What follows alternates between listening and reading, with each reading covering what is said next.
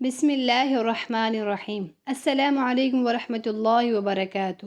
حضرت ابن عباس رضی اللہ تعالی عنہ سے مروی ہے کہ رسول اکرم صلی اللہ علیہ وسلم نے فرمایا، جو جمعے کے بعد 100 مرتبہ سبحان اللہ عظیم و بحمدہ پڑھے گا، اس کے 1 لاکھ اور اس کے والدین کے 24,000 گناہ معاف ہو جائیں گے۔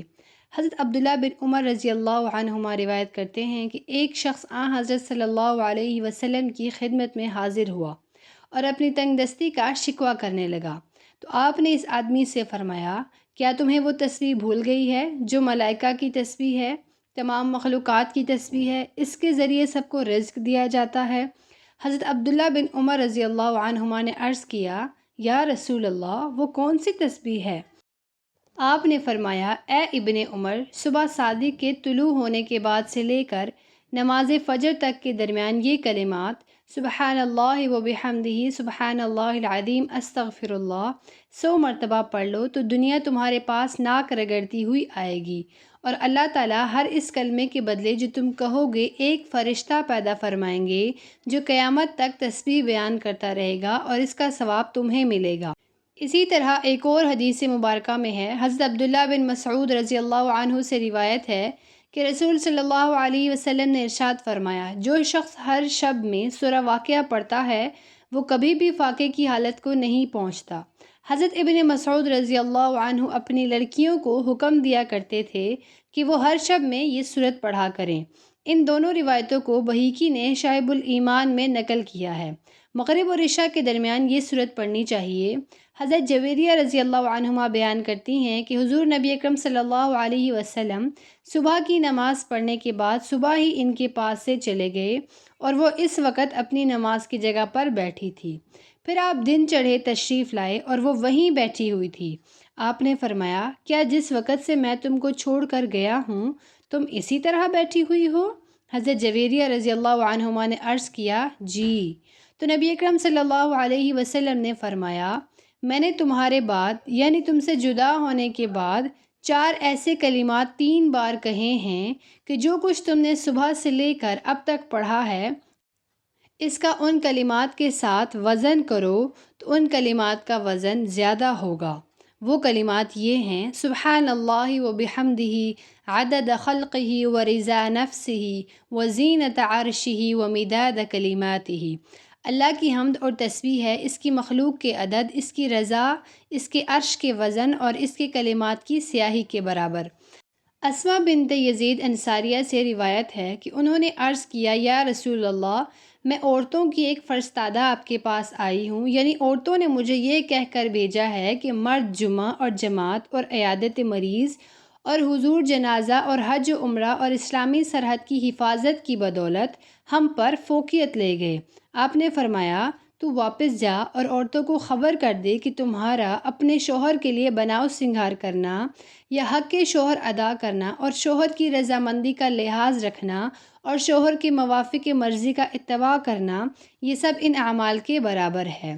حضرت ابو ہریرہ کہتے ہیں کہ رسول صلی اللہ علیہ وسلم نے فرمایا، جب جمعہ کا دن آتا ہے تو مسجد کے ہر دروازہ پر فرشتہ آنے والے کو لکھتے رہتے ہیں، جو پہلے آئے اس کو پہلے لکھتے ہیں، اور جب امام خطبہ کے لیے بیٹھ جاتا ہے تو وہ اعمال ناموں کو لپیٹ لیتے ہیں اور آ کر خطبہ سنتے ہیں۔ جلدی آنے والا اس شخص کی طرح ہے جو اللہ تعالیٰ کی راہ میں ایک اونٹ صدقہ کرتا ہے، اس کے بعد آنے والا اس شخص کی طرح ہے جو ایک گائے صدقہ کرتا ہے، اس کے بعد آنے والا اس شخص کی مثل ہے جو مینڈا صدقہ کرے، پھر اس کی مثل ہے جو مرغی صدقہ کرے، پھر اس کی مثل ہے جو انڈا صدقہ کرے۔ امیر المومنین حضرت سیدنا علی بن طالب سے روایت ہے کہ حضور نے ارشاد فرمایا، جس شخص نے جمعے والے دن سورہ کہف کی تلاوت کی تو وہ آئندہ جمعے تک ہر طرح کے فتنے سے بچایا جاتا ہے، یہاں تک کہ اگر دجال بھی نکل آئے تو اس سے بھی محفوظ رہے گا۔ اسی طرح حدیث مبارکہ میں آتا ہے کہ جس شخص نے سورہ کہف کی پہلی 10 آیتیں حفظ کر لی اور پابندی سے پڑھتا رہا، وہ دجال کے فتنے سے بچا دیا جائے گا۔ اسی طرح آخری 10 آیتوں کے متعلق بھی روایت آتی ہے، اور اسی طرح ایک روایت میں یہ بھی آتا ہے کہ جو شخص سورہ کہف کی پہلی 3 آیتیں پڑھتا رہے گا وہ بھی دجال کے فتنہ سے محفوظ رہے گا۔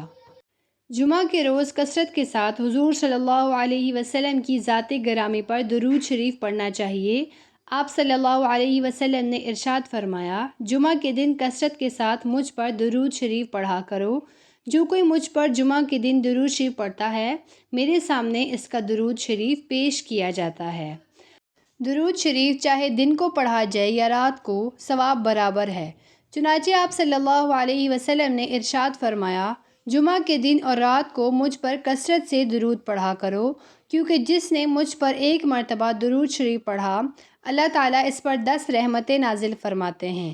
حضرت انس بن مالک رضی اللہ عنہ نے بیان کیا کہ میں نے نبی اکرم صلی اللہ علیہ وسلم سے درخواست کی کہ آپ قیامت کے دن میرے لیے شفاعت فرمائیں۔ آپ صلی اللہ علیہ وسلم نے فرمایا، ضرور کروں گا۔ میں نے عرض کیا، اللہ کے رسول، میں آپ کو کہاں تلاش کروں گا؟ آپ صلی اللہ علیہ وسلم نے فرمایا، سب سے پہلے مجھے پلسرات پر ڈھونڈنا۔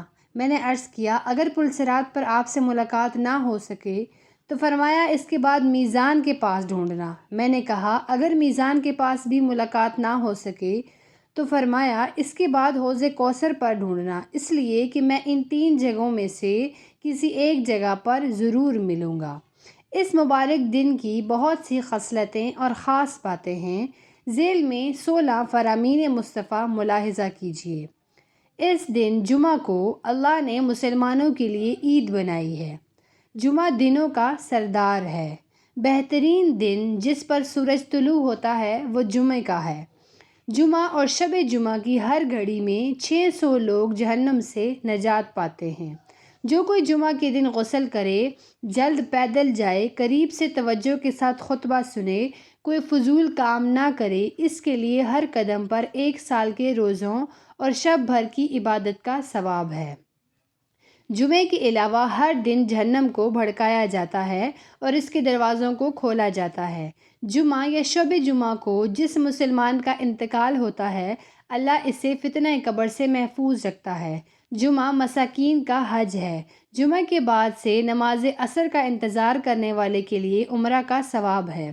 جمعے کے دن ایک گھڑی ہے جس میں دعا قبول ہوتی ہے۔ جمعہ کو چھوڑنے والے لوگ باز آ جائیں، ورنہ اللہ ان پر مہر لگا دے گا، پھر یہ غافلوں میں شمار ہوں گے۔ جو کوئی بغیر عذر جمعہ قضا کرے، وہ 1 دینار ورنہ آدھا دینار صدقہ کرے۔ قیامت جمعے کے دن ہی ہوگی۔ جس کا انتقال جمعے کو ہوا، اس کے لیے شہادت کا ثواب ہے۔ قیامت کے دن اللہ پاک تمام دنوں کو ان کی صورت پر اٹھائے گا، جبکہ جمعہ کو چمکتا ہوا روشن روشن اٹھائے گا۔ اللہ پاک ہم سب کو اس بابرکت دن کی برکات نصیب فرمائے، آمین۔